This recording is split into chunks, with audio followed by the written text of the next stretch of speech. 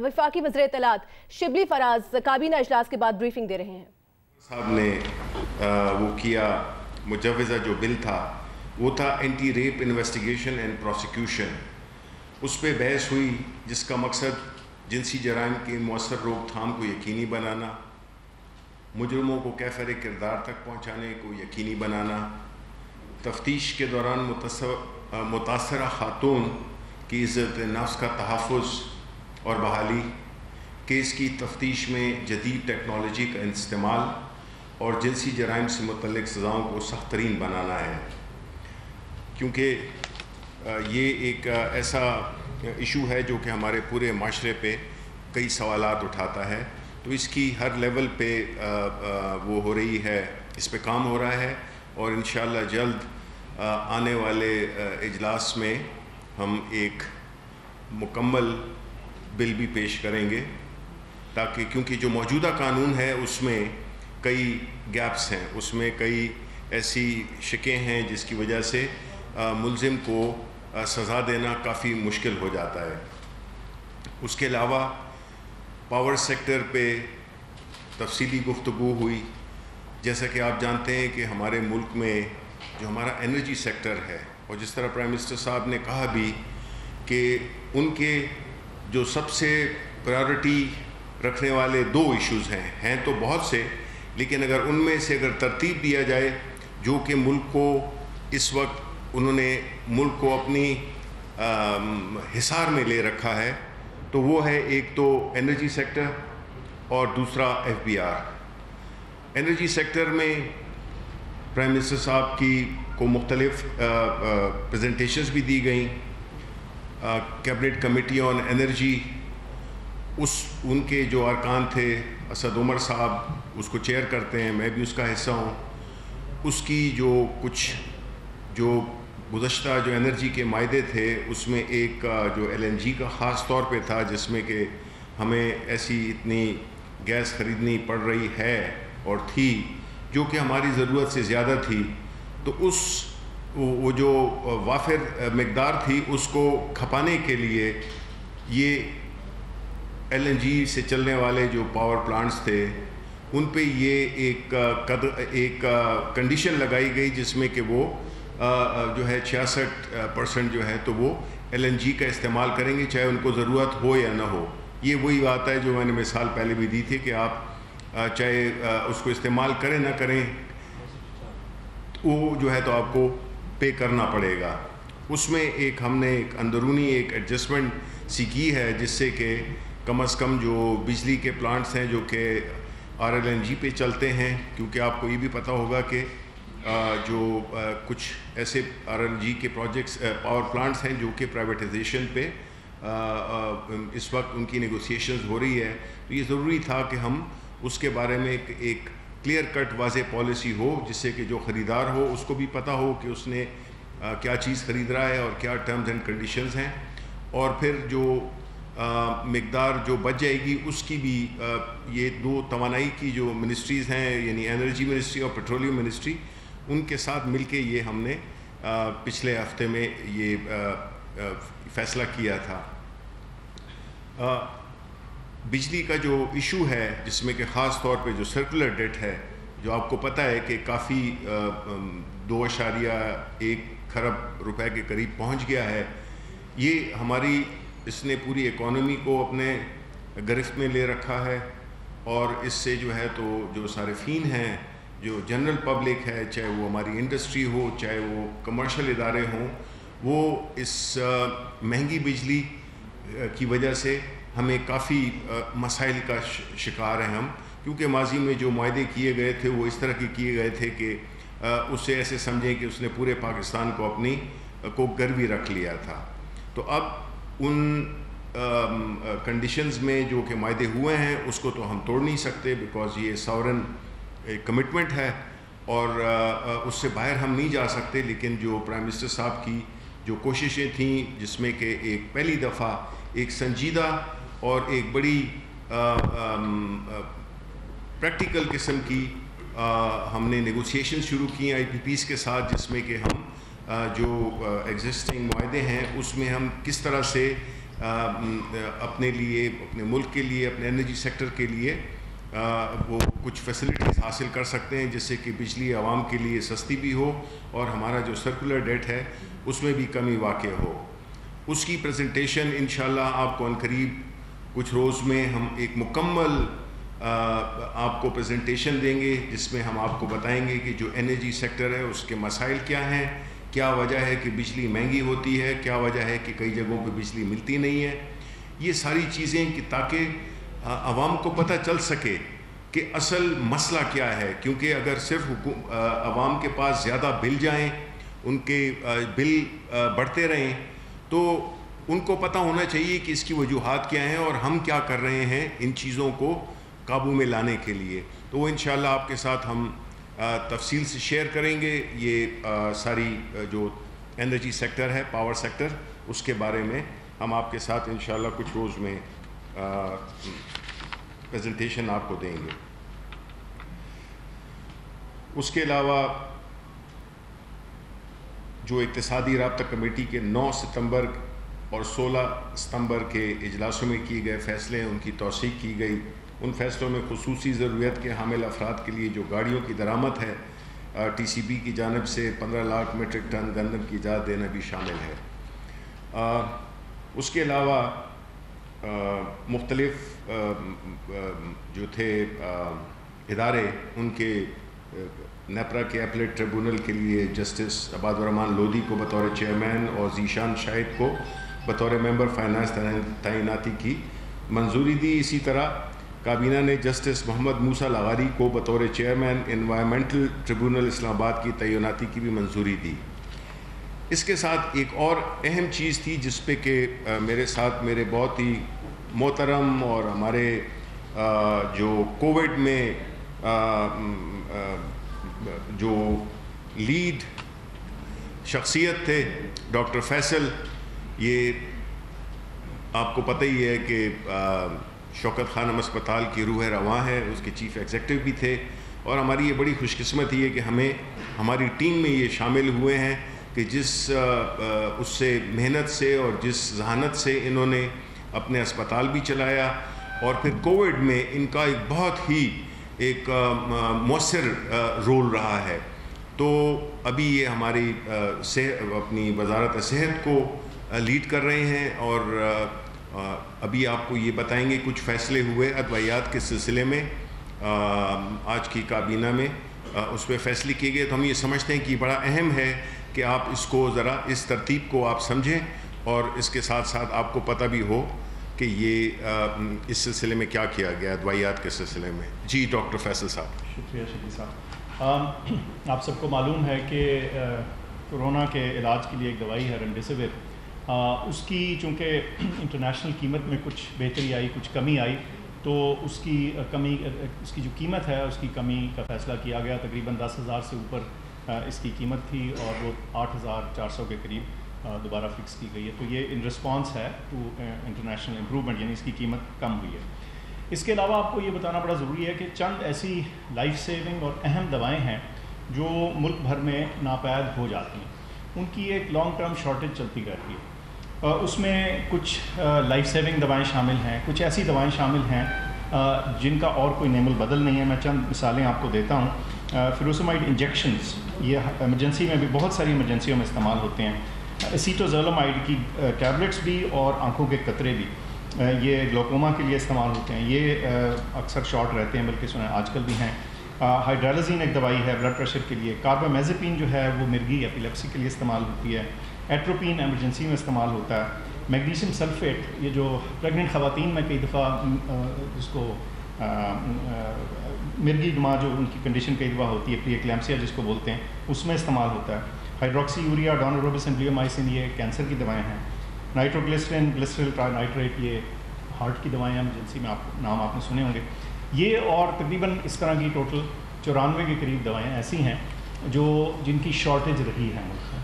اور اس کی شارٹیج کی مین وجہ یہ رہی ہے کہ یہ پرانی دوائیں ہیں, ان کے پیٹنٹ پرانے ہیں. اس میں اکثر اوقات سال ہر سال ان کے انکریزز اتنے تھوڑے ہوئے کہ جو دوائی کمپنیاں ہیں, جو مینوفیکچررز ہیں, ان کا انٹرسٹ نہیں رہتا اور وہ سمجھتی ہیں کہ یہ نقصان میں مینوفیکچر ہوں. تو جب ظاہر ہے وہ صورت حال ہو تو پھر وہ مارکیٹ سے ناپید ہونا شروع ہو جاتی ہیں یا شارٹ ہو جاتی ہیں. اس کا نتیجہ یہ ہوتا ہے کہ ضرورت مند دیوانہ جو مریض ہے وہ ادھر سے ادھر ٹکر کھاتا ہے اور پھر کئی دفعہ مجبوراً اسمگل ہوئی ہوئی غیر معیاری یا ایسی دوا جس کی کوئی بیک گراؤنڈ نہیں پتہ وہ خریدنے پہ مجبور ہو جاتا ہے.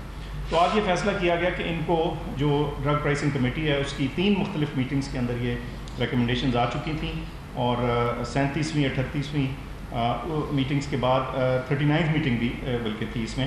اور اس کے بعد جو انہوں نے ریکمنڈیشن دی کہ ان کی پرائسز کو کچھ ریشنلائز کیا جائے تاکہ پاکستان کے اندر یہ دوائیں نارمل پرائس کے مطابق ایک بہتر پرائس کے مطابق اور ایک معیار کے مطابق اویلیبل ہو جائیں. تو انشاءاللہ آپ اس کا خاطر خواہ امپرومنٹ دیکھیں گے. ایک مثال دیتا ہوں کہ ایسیٹوزولامائڈ ٹیبلٹ جو ہے اس کا 60 روپے کا پیک تھا 30 کا, جو 1 دہائی سے تقریباً 10 سال سے اسی پرائس پہ جمع ہوا تھا اور نتیجتاً یہ دوائی ناپید ہو چکی ہے. تو یہ تو میں نے آپ کو مثال دی دی اور میں سمجھتا ہوں کہ اس پروسیس کے ذریعے ہمیں ہمارے ہاں جو اویلیبلٹی ہے معیاری دوائی کی اور مناسب قیمت پہ بجائے اس کے کہ کوئی اسمگل شدہ اور بلیک ہوئی دوائی کو خریدے. سو یہ 2 بہت اہم فیصلے تھے اور میں سمجھتا ہوں کہ اس کے بارے میں آپ کو بتانا ضروری ہے. اور میرا خیال ہے ڈاکٹر فیصل آپ یہ پریس ریلیز بھی, کیونکہ یہ دوائیوں کے نام بڑے مشکل سے ہیں, تو آپ کا جو پریس ریلیز ہے وہ بھی ہم اپنے ساتھیوں کے ساتھ شیئر کر لیں گے تاکہ ان کو آسانی ہو. اگر کوئی پرانا چکر تو نہیں چل گیا, پہلے سارا گارمنٹ سے لے کے ابھی تک 600 کی قیمتیں بڑھی ہیں اور ابھی آپ نے ایک نئی سنا دی ہے, تو یہ کہیں وہی دیکھیں میں اس کا جی میں نے جیسے عرض کی اس کی ڈیٹیل آپ کے سامنے رکھ دیں گے. اس وقت تو آپ کو اصولی فیصلے کے بارے میں بتانا ضروری تھا, لیکن معاملے کو سمجھیے. ایک دوا اگر 10 روپے کی تھی اور آج ہم کہتے ہیں کہ وہ 14 روپے کی بکے یا 12 روپے کی بکے اور اس کو مینوفیکچر کرنے کی کاسٹ مثال کے طور پہ 18 ہے یا 20 ہے, تو نتیجہ کیا ہوگا؟ وہ مارکیٹ سے غائب ہو جائے گا. اور جو اینڈ یوزر ہے, جو کنزیومر ہے, وہ کیا کرے گا؟ وہ 300 روپے کی اسمگل ہوئی بھی خریدے گا.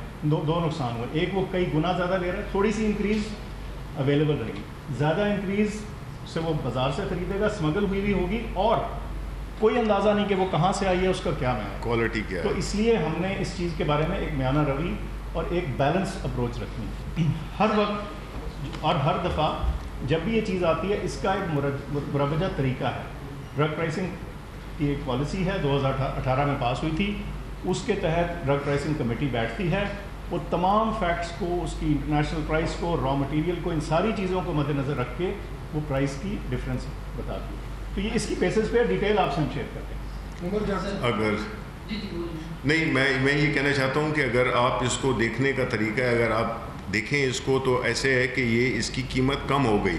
وہ کس طرح سے؟ ایک چیز ہے جو ایک دوائی جو کہ بن نہیں رہی ہے, ناپید ہے, اور اس کی جگہ آپ وہ جو 15-20 روپے کی جو دوائی ہے وہ آپ 200 روپے میں خرید رہے ہیں, اور جس طرح کہ ڈاکٹر صاحب نے کہا کہ اس کے معیار کا, اس کی کوالٹی کا, اس کا پتہ نہیں ہے, اوریجنل اس کا پتہ ہی نہیں ہے. تو اس سے بہتر یہ نہیں ہے کہ آپ اسی کو جو یہاں پہ جو بناتے ہیں وہ ایک خاص اس کے ایک پروٹوکول کے تحت وہ دوائی بناتے ہیں. آپ کے ہمیں پتہ ہوتا ہے کہ اس میں کیا کیا ایلیمنٹس استعمال ہوئے ہیں, تو وہ آپ کو ملے گی, اویلیبلٹی بھی ہو جائے گی, اور آپ کو جو وہ چیز آپ مہنگی لے رہے تھے آپ کو سستی ملے گی. تو یہ دیکھنے کا طریقہ ہے. جی چلے. سر یہ بتائیے گا, آپ نے آج کابینہ ابھی جب بریفنگ اسٹارٹ کی تو آپ نے اسٹارٹ کیا اپنا کابینہ کے اجلاس اور ان پر جو فیصلے ہوئے ان کا آپ نے کمپیریزن بتایا. سر آپ ہی کی کابینہ نے نیشنل فائنانس کمیشن کے اوپر 3 بار فیصلہ دیا ہوا ہے. سندھ اور بلوچستان میں چلے مانے آپ کی حکومت نہیں ہے, لیکن پنجاب اور KPK میں آپ کی حکومت ہے. 3 بار فیڈرل کیبنٹ کے فیصلوں کے باوجود پنجاب اور KPK میں پروونشل فائنانس کمیشن پر کام شروع کیوں نہیں ہے؟ یہ آپ کا بہت اچھا سوال ہے, اور یہ اس میں کوئی شک نہیں کہ ہم پرائم منسٹر صاحب اس کو بہت ہی زیادہ اس میں بلیو کرتے ہیں, اور ہے بھی یہی ایک واحد طریقہ ہے جس میں کہ ہمارے صوبوں میں ایک متوازن ایک لیول وہ ڈیولپمنٹ ہو سکتی ہے. یہ نہیں کہ اگر کسی علاقے کا چیف منسٹر ہے تو وہاں پہ ترقی ہو اور باقی علاقوں میں نہ ہو. تو اس کے لیے یس یہ ایک آپ کا بڑا اہم سوال ہے. لیکن اس کی جو انسٹرکشنز ہے وہ دے دی گئی ہیں. اب اس کی پروگریس دیکھنی ہے کہ وہ بیکاز یہ ایک پروسیس تو ہے ذرا لمبا, لیکن اس کی شروعات تو ہونی چاہیے. اگلی کابینہ میں اگلی پریس کانفرنس میں انشاءاللہ آپ کو اس کا اپڈیٹ بتاؤں گا کہ جو فیصلے ہوئے تھے وہ ابھی کس سٹیج میں ہیں, وہ میں آپ کو ضرور بتاؤں گا.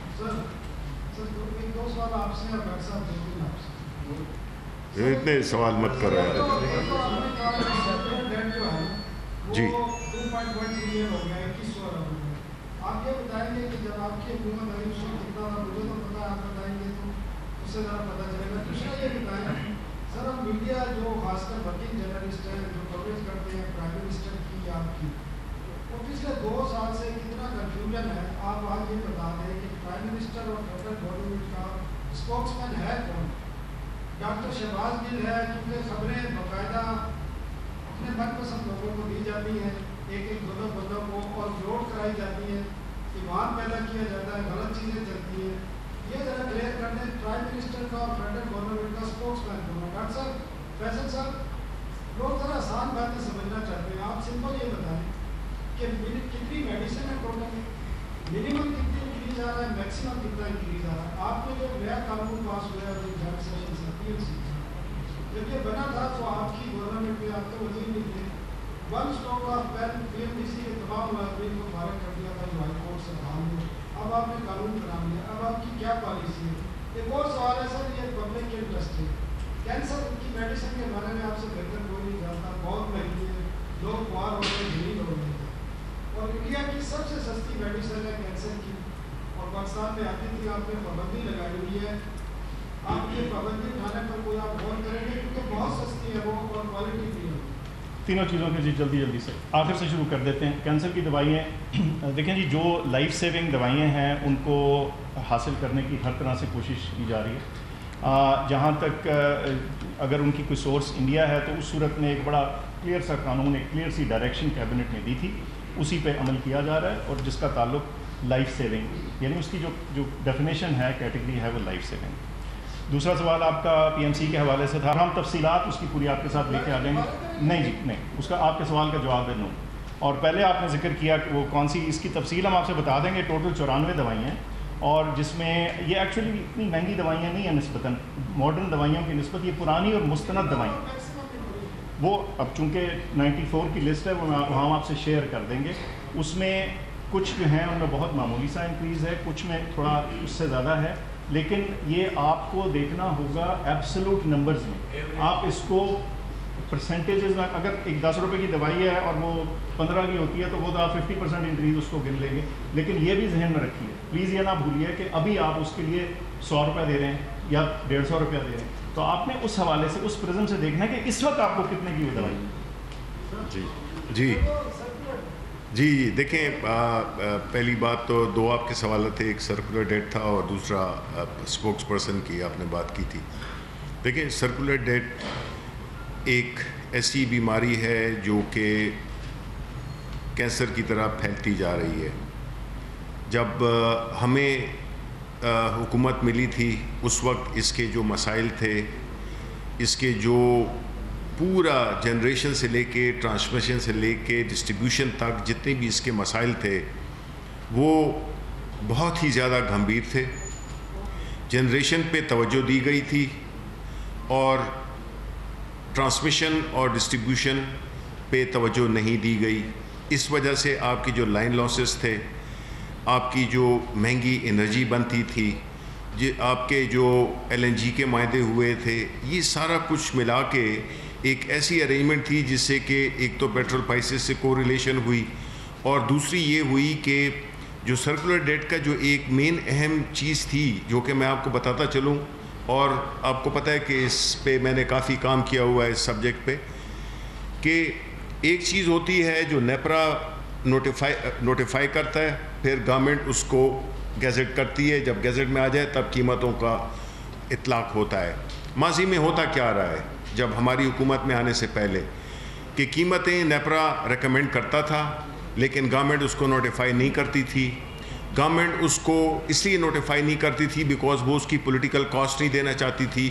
نتیجتاً وہ بجلی آپ کے سرکولر وہ جو ڈفرینس ہوتا تھا وہ آپ کے سرکولر ڈیٹ میں ایکیومولیٹ ہوتا تھا. دوسرا کیا کیا پچھلی گورنمنٹ نے کہ جب یہ پچھلا ایک سال الیکشن کا جو سال تھا 2018 میں 17 کے اینڈ سے لے کر 18 تک انہوں نے کیا کیا. آپ کو پتہ ہے کہ کچھ ایسے علاقے ہوتے ہیں جو کہ بل نہیں دیتے, اور جو ہماری جو ٹرانسمیشن اور جو ڈسٹریبیوشن لاسز ہیں وہ تقریباً ایوریج, بعض پیسکو ہے وہ تقریباً کوئی 38% سے 40%, سیپکو ہے وہ بھی 36%, ایوریج جو نیشنل وہ تھی ماں سوائے آئیسکو کے, ماں سوائے فیسکو کے, یہ ایسے جگہ تھے جو جن میں ریکوری بہتر تھی 90+%. یہ بھی 100% تو ہو نہیں سکتی ہے, کسی ڈیولپ ممالک میں بھی نہیں ہوتی ہے, لیکن ایک اس میں اس کے نارمل اس میں چل رہی تھی. تو اس کی وجہ سے کیا ہوتا تھا کہ یہ ساری جو کاسٹ ہوتی تھی یہ پھر ہر ایک کو بھرنا پڑتی تھی. تو ان میں سے یہی ہوتا تھا کہ جو جس کو کچھ لوگ لوڈ شیڈنگ کہتے تھے, وہ ایسے علاقے ہوتے تھے جہاں پہ کہ 60% ایسے بھی علاقے ہیں جس میں کہ 70% لوگ بجلی نہیں دیتے. آپ کے بلوچستان میں جو آپ کے جو ایگریکلچر ٹیوب ویلز ہیں اس کے پیسے کوئی دیتا نہیں ہے. تو انہوں نے کیا کیا, گزشتہ حکومت نے بجائے اس کے کہ وہ یہ سرکولر ڈیٹ, اگر آپ کو یاد ہو انہوں نے آتے ساتھ ہی 480 ارب روپے ایک چیک سے انہوں نے پے آف کر دیا تھا, زیرو کر دیا تھا. پھر وہی جو ہے انہوں نے الاؤ کر دیے کیونکہ الیکشن کا سال تھا. انہوں نے یہ انسٹرکشن دے دی کہ جس نے جو بل دیتا ہے نہیں دیتا آپ اس کو بجلی دیتے جائیں, اور تصور کیا پیدا کیا کہ جی ہم نے پاکستان کو اندھیروں سے ویرائز وہ ہم سب اس کا بھگت رہے ہیں ان لوگوں کے لیے جن کے لیے کہ بجلی بند کی گئی تھی کیونکہ وہ بل نہیں دے رہے تھے. تو اس وجہ سے جب ہم آئے تو ہم نے تو چیزوں کو ریگولرائز کیا, ہم نے نوٹیفائی بھی کیا, پولیٹیکل کاز بھی اٹھائی. ایک نئی حکومت جو کہ جس کو یہ سوٹ ہی نہیں کرتا کہ وہ آتے ساتھ ہی ایسے اقدامات کرے جس سے کہ اس کو پولیٹیکل کاز دینے پڑی, لیکن ہم نے ریگولرائز کیا. ہم نے وہ والی جو انہوں نے روکی ہوئی تھیں وہ پیمنٹس روکی ہوئی تھیں, وہ جو ریکوری تھا وہ بہت بڑھ گیا. اس کی وجہ سے جو ہمارا سرکولر ڈیٹ کا جو ایکیومولیشن ہوئی وہ ایک دم جمپ کر گئی, کیونکہ ہم نے پرانے جو جتنی بھی آؤٹ اسٹینڈنگ چیزیں تھیں ان کو ریگولرائز کیا. تو اب اس کا جو سرکولر ڈیٹ کا فگر ہے وہ ظاہر ہے کہ بہت بڑھ گیا ہے. لیکن ہماری میں آپ کو بتاؤں کہ ماضی میں کوئی بھی ایسی کوشش نہیں ہوئی ہے, سنجیدہ کوشش, جس میں کہ بجلی کے بلوں کو کم کیا جائے. اور ہم آپ کو انشاءاللہ پوری ایک اسی ہفتے میں آپ کو ایک ایسی وہ دیں گے, پریزنٹیشن دیں گے کہ آپ انشاءاللہ بالکل آپ کو بالکل شیشے کی طرح پورا ہمارا جو پاور سیکٹر ہے وہ آپ کو نظر آ جائے گا. سیکنڈ بات آپ نے شاید اس کی اسپوکس پرسن کی, تو وہ میں انشاءاللہ اس کے بارے میں معلومات بھی کر لوں گا, اور میں یہ ڈٹرمن کروں گا کہ ایسی بات نہ ہو, یہ نہیں ہونی چاہیے. سب کا حق بنتا ہے, لیول پلینگ فیلڈ ہونی چاہیے, اور اسی طرح ایک ہی سورس سے بیک وقت سب کو خبر ملنی چاہیے.